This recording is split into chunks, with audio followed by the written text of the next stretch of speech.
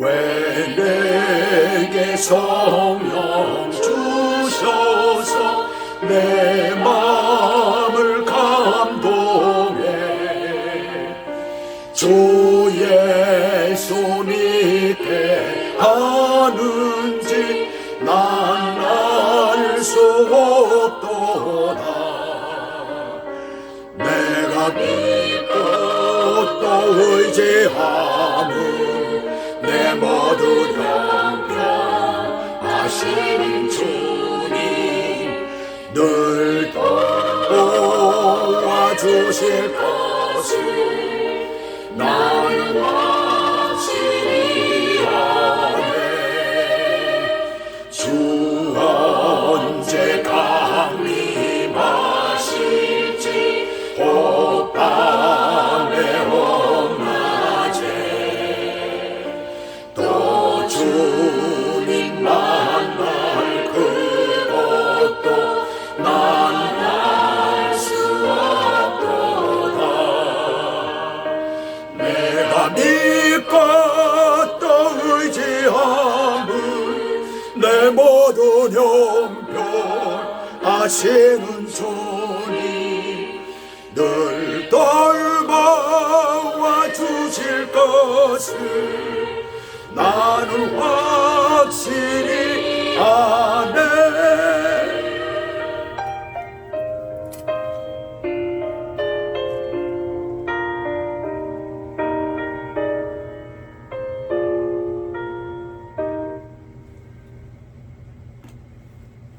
아멘. 자, 오늘 하나님의 말씀 제목은 내게 있는 모든 악습을 버리라.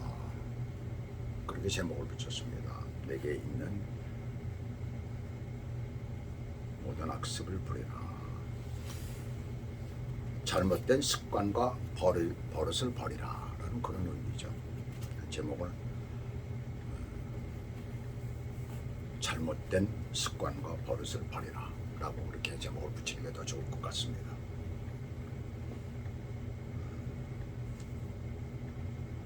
이제 금년도도 다 가고 이제 마지막 주가 오늘 되었죠. 2021년 오늘 마지막 주가 됩니다. 그래서 다음 주에는 우리가 신년 예배를 드려야 되는 거예요.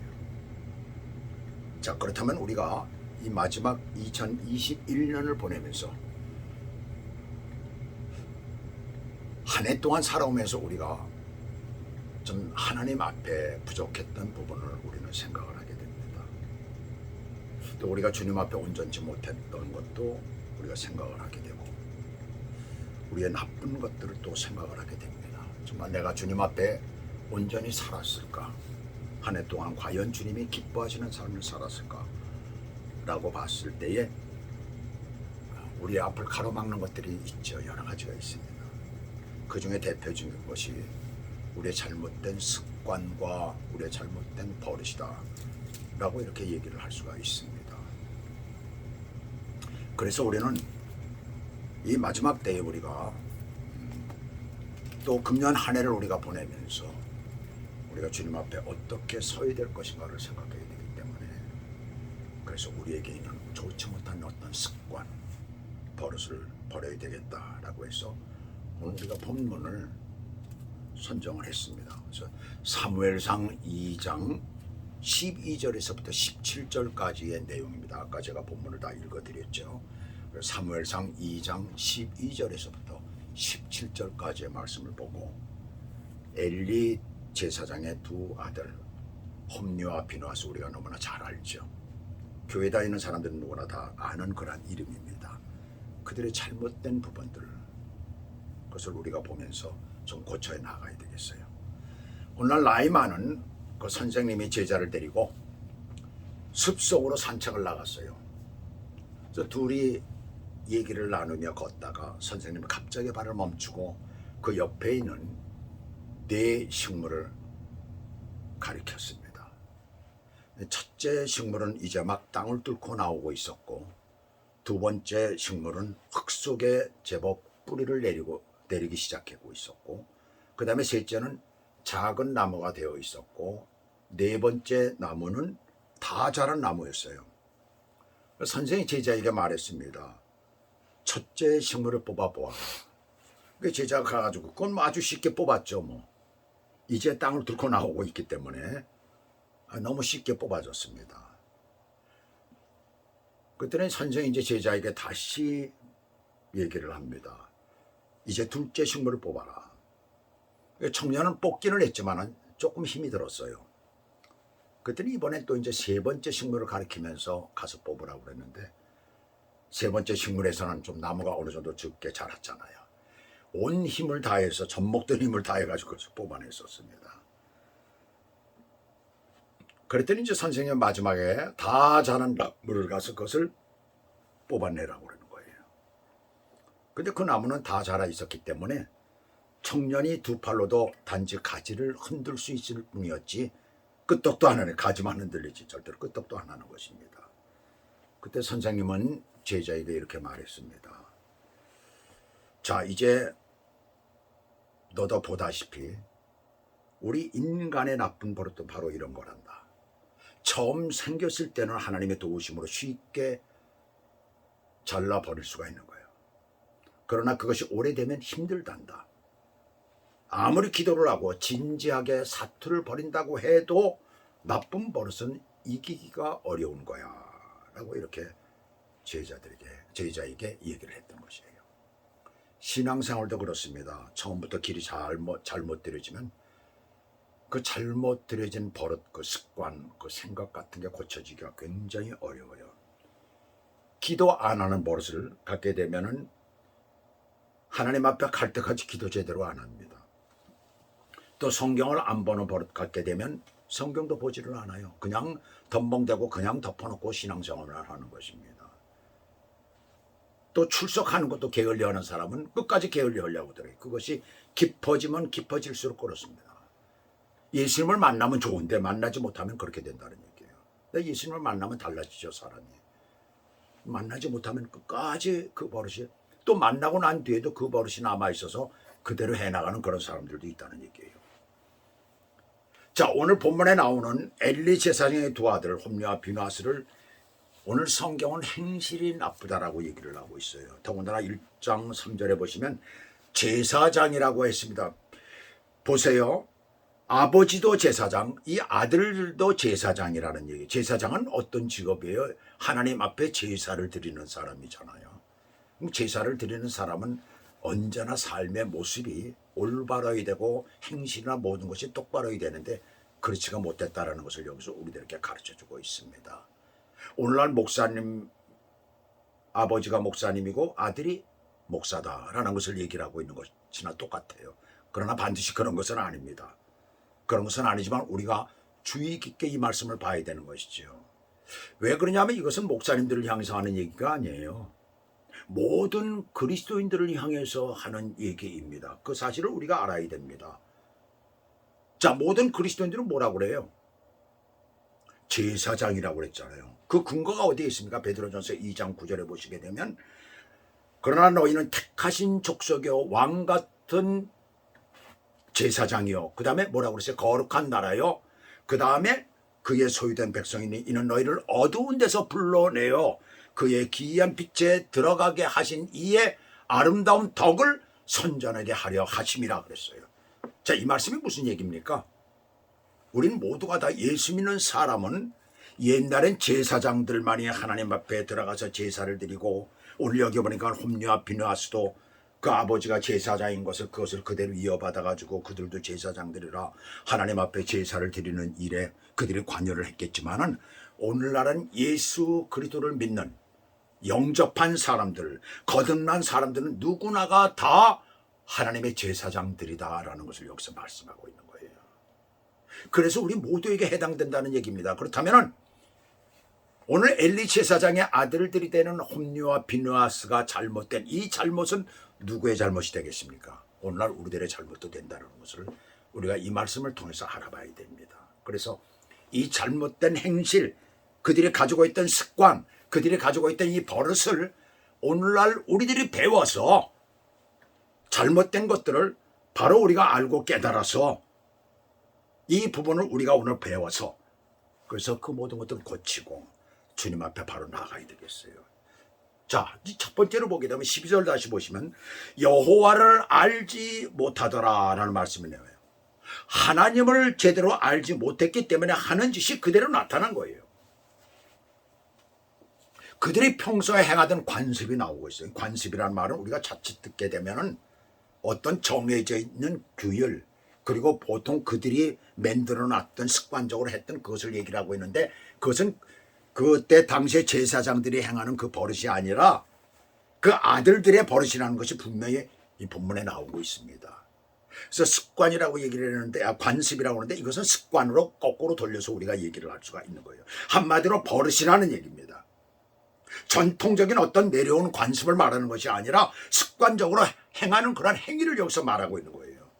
그래서 13, 14절에 보시게 되면은 그 제사장들이 백성에 행하는 관습은 이러하니, 보세요. 그 제사장들이 백성에게 행하는 관습, 습관이라는 얘기잖아. 그렇죠? 이러하니 곧 어떤 사람이 제사를 드리고 그 고기를 삶을 때에, 그러면서 삶을 때에 제사장의 사환이 손에 와가지고선 그 3살 갈과리를 가지고선 그 고기를 찍어서 건져냈다는 얘기입니다. 마음대로 지들 마음대로 했다는 얘기예요. 근데 순서가 바뀌어가지고 15절 16절에 보게 되면은 생고기가 기름을 태우기도 전에 가서 달라고 그러는 장면이 나오고 있잖아요. 그들은 잘못된 것을 볼 수가 있습니다. 갈고리에 찔려서 걸려서 나오는 것은 레위기 7장 31절 32, 3절부터 보시게 되면 그 기름은 제단에다 불태워버리고 말았던 것입니다. 그렇게 해서 제사를, 그것이 바로 화목제를 드리는 그런 제사할 때 그렇게 했었다는 것을 말하고 있는 것이죠. 이 제물은 굉장히 좋은 것을 갖다가 그들은 사용을 했었어요.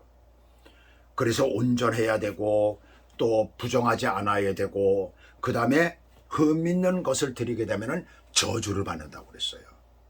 그렇기 때문에 그들은 제물 자체를 갖다가, 그 제물을 드리는 사람들도 최고의 것, 가장 아름다운 것, 자기가 가지고 있는 것 중에서 최고의 것을 가지고 와서 그것으로 제사를 드렸다는 얘기입니다. 매일같이 드리는 그러한 것에서도 바로 그렇게 드렸다는 얘기입니다. 그 제물들은 최고의 것을 드렸다는 것이에요. 자, 그렇다면 그들이 잘못한 것이 무엇일까요? 분량 밖의 일, 분량을 넘어서서는 안 되는 일들을 했다는 것을 여기서 알 수가 있습니다. 우리 그리스도인들이 살아가면서 분량 밖의 일을 해서는 안 된다는 얘기죠.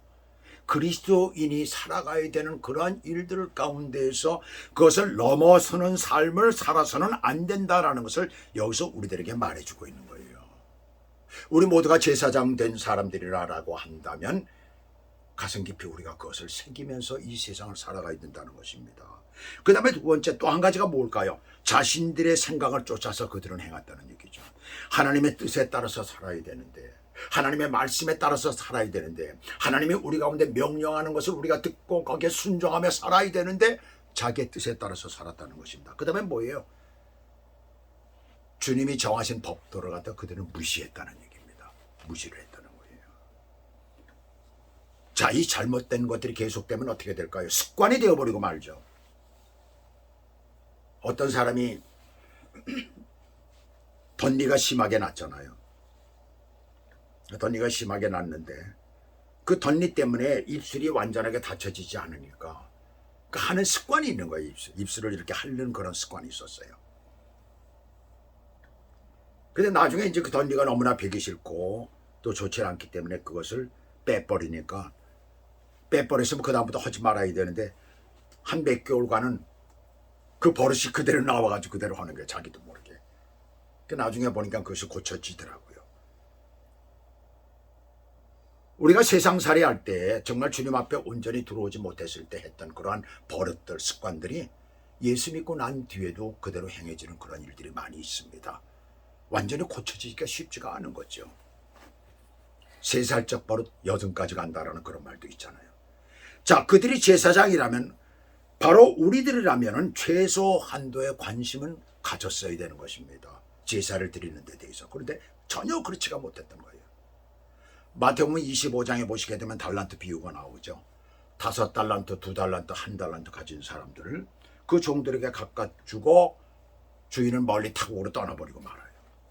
그런데 5달란트, 2달란트씩을 남긴 사람들은 그걸 가지고 열심히 장사를 했어요. 그래가지고 그만큼을 벌어들였습니다. 그랬더니 나중에 주인이 와서 뭐라 그래요? 똑같은 칭찬을 해요. 보면 잘하였도다 착하고 충성된 종아, 내가 작은 일에 충성하였으며 내가 많은 것을 내게 맡기니 내 주인의 즐거움에 참여할지어다. 5달란트짜리나 2달란트짜리나 똑같이 얘기를 하고 있어요. 칭찬을 똑같이 하고 있습니다. 그런데 1달란트짜리는 어떻게 했어요?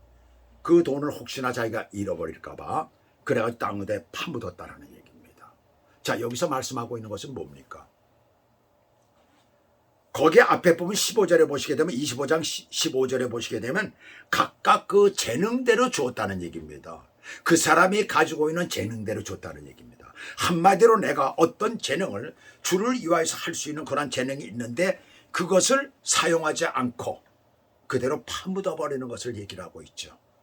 가령 예를 들면은 내가 전도를 할 수 있는 그런 능력을 가지고 있고 참 하나님께서 나에게 그런 달란트를 줬단 말이에요. 참 그 전도의 능력을 가지고 있는 사람들이 있습니다. 보면은. 그런데 큰 교회에 있을 때는 이 사람이 얼마나 사람들 앞에 잘 보이려고 말이죠. 아마 점수를 따려 하나님 앞에 점수를 따려고 그러는지 사람들한테 점수를 따려고 그러는지 모르지만은 열심히 전도를 해가지고 아주 대단한 그런 칭찬을 받았어요. 근데 그가 이제 이사를 하게 돼가지고 다른 곳에 가가지고 아주 적은 교회에 들어가게 됐어요. 그 적은 교회에 들어가는데 이 양반이 전도를 안 하네. 옛날에 그렇게 전도를 열심히 하던 사람이. 그리고 가만히 있는 거예요. 자, 그렇게 우리가 생각을 한번 해보자고요. 우리에게 재능을 그렇게 줬는데 그렇다면 그게 어떻게 돼버릴까요? 목회자도 마찬가지예요. 내가 큰 교회를 만약에 운영을 하고 있었을 때에 그땐 내가 열심히 참으로 주의를 했다 이겁니다. 그런데 조그만 교회가 되고 보니까 이제 작은 교회가 돼서 미국에 와서 보니까 이렇게 아주 조그만 초라한 그런 교회가 돼버리고 말았습니다. 그런데 내가 말씀을 전하지 않고 이제 적은 교회니까 나는 여기서 끝나 이제 나이도 많고 그러니까 끝나버려. 그리고 그것을 파묻었다면 어떻게 되는 걸까요? 이거와 똑같은 거예요. 바로 그것을 지금 말씀하고 있는 것입니다. 만약에 너에게 사명이 있고 내가 너에게 그러한 재능을 줬다면 하나님께서 말씀하시는 것은 그것을 가지고 끝까지 하라는 얘기입니다. 끝까지 순종을 하라는 것이죠. 충성을 하라는 것이죠. 그것을 하지 못할 때 어떻게 된다는 것이에요. 결국 멸망을 당하게 됩니다.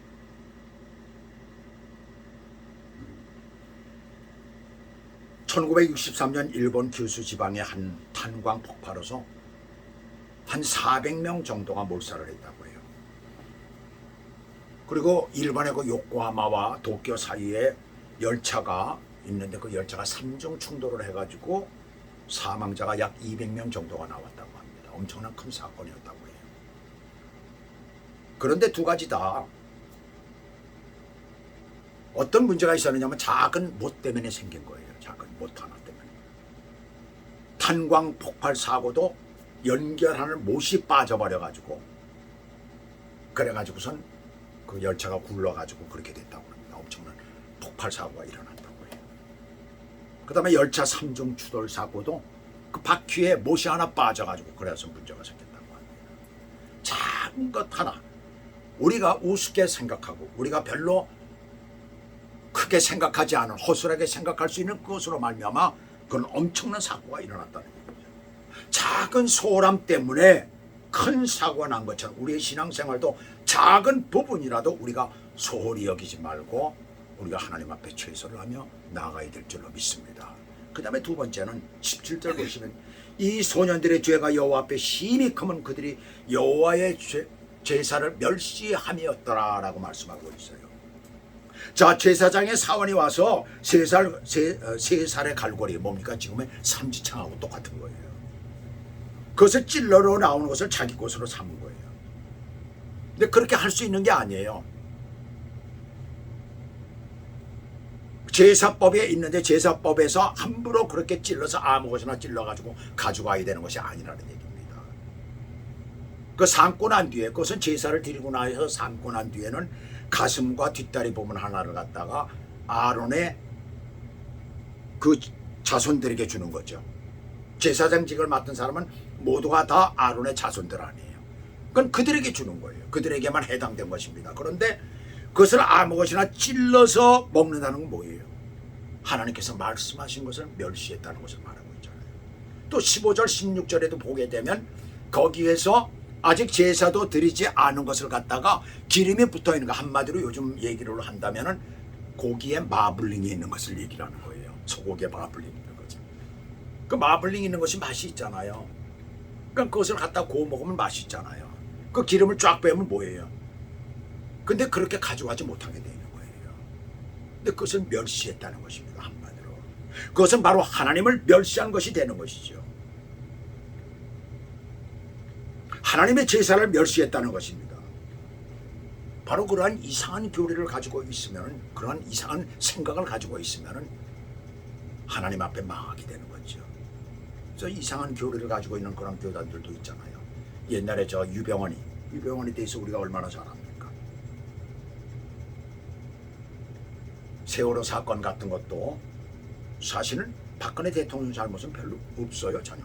그 무슨 잘못이 있어요? 대통령이 반드시 사고가 나면 거기까지 달려가야 되는 겁니까? 아닙니다. 정말로. 그것을 꼬투리 잡고 백성들이 거기에 호응하는데 문제가 생기는 거예요. 백성들이 어리석어요. 가만히 보면. 대중들이 어리석다고 그러잖아요. 그 대중들이 모여서 선동을 하게 되면 거기에 끌려가는 겁니다. 그렇게 되는 거거든요.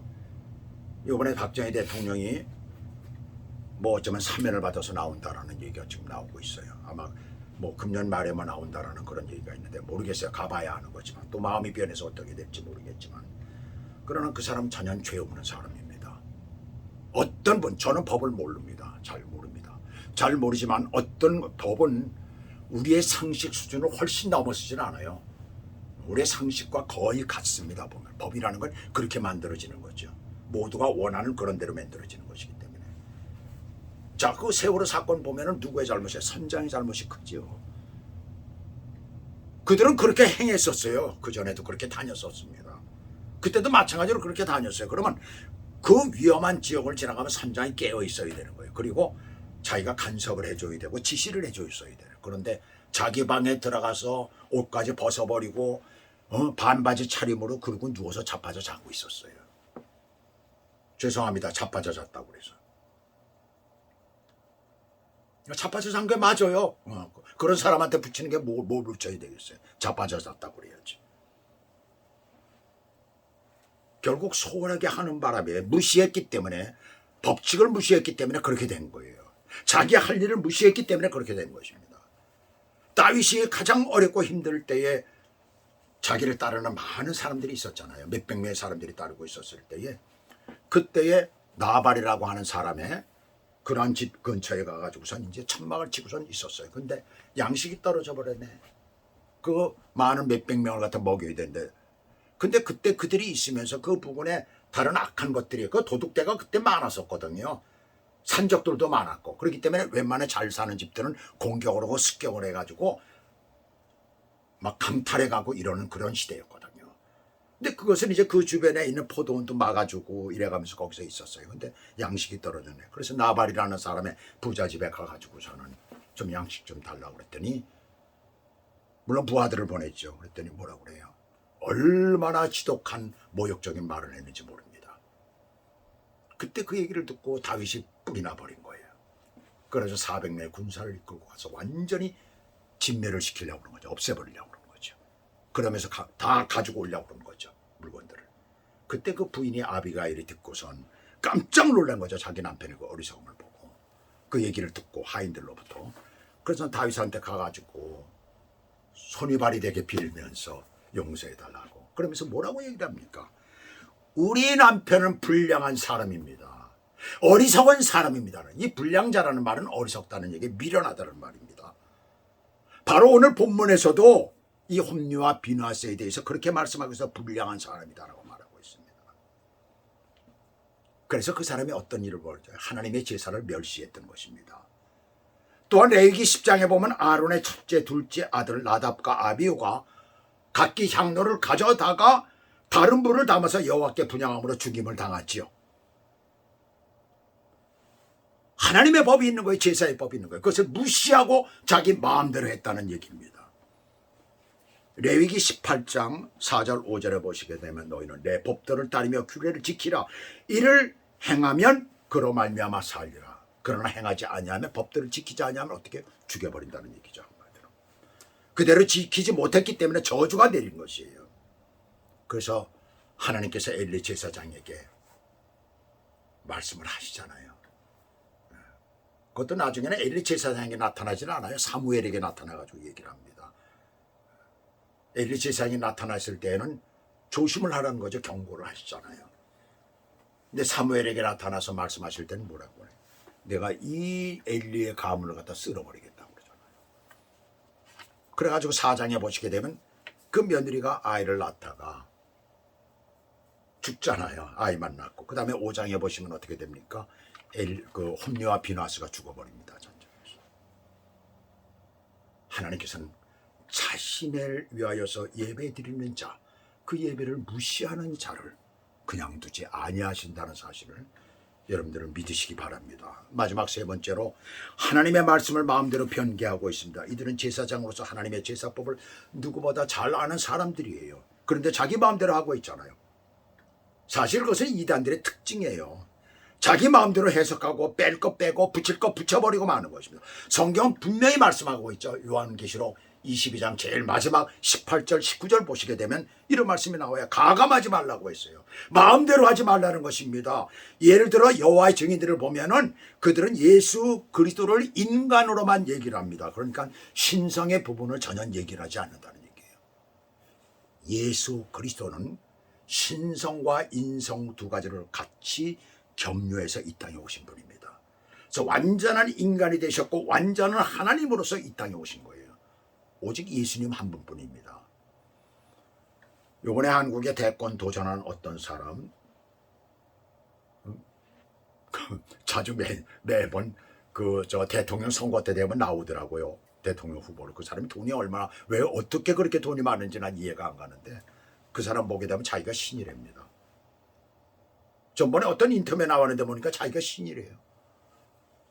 그래서 다 안돼. 이렇게 딱 사람 보면 다 알고 세상 돌아가는 거 보면 다 알고 장차 어떻게 될 걸 다 안다고 해요. 그런 식으로 사람을 미혹하더라고요. 여호와의 증인이 바로 그렇잖아요. 그런 식으로 하나님의 말씀을 변개하고 사람들을 미혹해버리고 그리고 마귀에게 끌어가는 거예요. 그렇게 되는 거예요. 이렇게 마음대로 변개하는 것은 그 사람들의 교만에서 오는 것입니다. 노년의 기독교인이 된 어떤 유복한 거란 여인이 손녀와 함께 도심의 거리를 걷고 있었어요. 그때 한 거지가 그들에게 나와 엄살을 떨면서 도움을 청하였습니다. 그러자 그녀는 아무 말 없이 가방을 열어서 20불짜리를 그 거지에게 줬어요. 조금 더 가니까 이번에는 구세군의 모구몬이 그들을 기다리고 있었어요. 이번에도 그녀는 지나치지 않고 100불짜리를 꺼내가지고 그 구세군의 그 모고 많은 사람한테 이렇게 주었습니다. 할머니의 이 행동을 유심히 지켜보던 손녀가 말을 했어요. 할머니가 기독교인이 되신 후 잃어버린 게 너무나 많을 거예요. 꽤 될 거예요. 그렇죠? 이 손녀는 뭘 얘기해? 돈을 그렇게 큰 돈을 갖다가 서슴없이 주니까 그러니까 아마 평생 살아가면서 많이 돈을 예수 믿고 난 뒤에 많은 돈을 그렇게 줬을 것이다 라고 생각을 하고 이제 그렇게 얘기를 한 거예요. 그러자 할머니는 손녀를 바라보며 빙그레 웃으면서 말을 했습니다. 꽤 많은 것을 잃어버렸지. 조급한 성격이라든가 남을 헐뜯는 버릇, 아무 의미도 없는 오락이라든가 사회 활동의 시간을 허비하는 생활 태도니 내게서 없어졌으니까 그것뿐인 줄 아니 탐욕스럽고 이기적인 마음까지도 내게서 사라져 버렸으니 참 많은 것을 내가 잃어버렸단다. 지금 손녀에게는 잃어버렸다라고 말하지만 사실은 그 할머니는 예수 믿고 난 이후에 그 모든 것을 버린 것이 되는 것입니다. 버렸어요. 예수님 안에 들어와 살면서 악한 행실을 만들고 있고는 그런 습관이나 버릇 잘못된 것들은 이와 같이 모두 버려야 되는 것입니다. 디도서 2장 12절에 보시게 되면 경건하지 않은 것을 버리라고 그랬어요. 이 세상 정욕을 버리라고 그랬습니다. 고린도후서 4장 2절에서는 숨은 부끄러움의 일을 버리라고 했습니다. 데살로니가전서 4장 3절에서는 음란을 버리라고 했습니다. 에베소 4장 25절에서는 거짓을 버리라고 했어요. 데살로니가전서 5장 22절에서는 악은 어떤 모양이라도 버리라고 했습니다. 그 모든 것들을 버리라는 것이죠. 무엇을 버린다는 것은 결코 쉬운 일이 아니죠. 저 같은 경우도 오랫동안 입었던 옷을 버리려고 하니까 참 버리기가 아깝더라고요. 그래서 저희 와이프 집사람한테 말을 자주 듣습니다. 왜 그걸 버리지 못하고 그렇게 자꾸 입느냐고. 오래된 건데 보통 20년 30년 된 옷들이 있거든요. 그런데 버리질 못하는 거예요, 선뜻.